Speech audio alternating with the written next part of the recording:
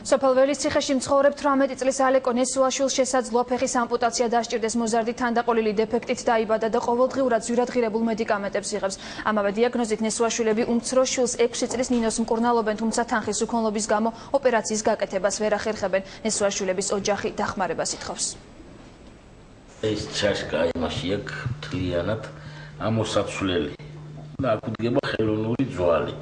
16,000 ლარი. ეს ის თანხაა, რომელმაც შესაძლებელია 18 წლის ალეკო ნესუაშვილი კიდურის ამპუტაციას გადაარჩინოს. მოზარდს მუხთან სიმსივნური წანაზარდი აქვს. თუ დაავადებული ძვალი იმპლანტით დროულად არ შეიცვლება, ალეკო ფეხს დაკარგავს. ნესუაშვილების ოჯახს კი ოპერაციისათვის საჭირო თანხა არ გააჩნია.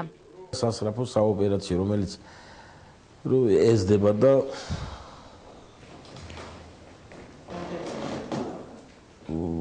სასწრაფოა რა გასაკეთებელი, მაგრამ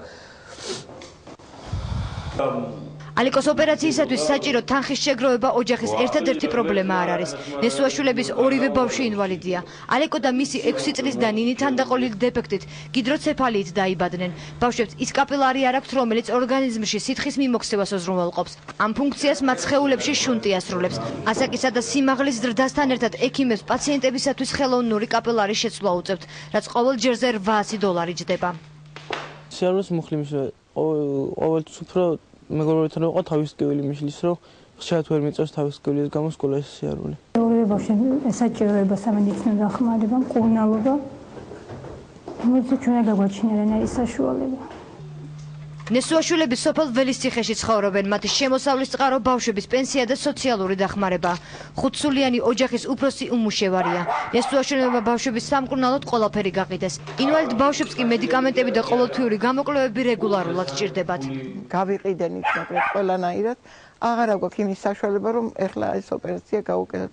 აქამდე ჩვენი სახსრებით ვაკეთებდით ყველა ოპერაციას, ყველა დახმარებას უწევდით ბავშვებს, ერთს, მეორეს. შინაურები, ვისაც შეეძლოთ ცოტა მაინც, ვისაც გვეხმარებოდნენ, მაგრამ ეხლა უკვე თითქმის ამოიწურა.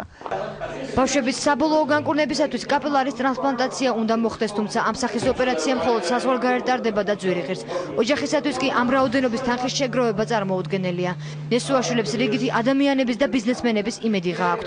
ალეკოს კიდურის შესანარჩუნებლად საჭირო 16,000 ლარი. ეს ერთადერთია, რასაც ოჯახი ითხოვს.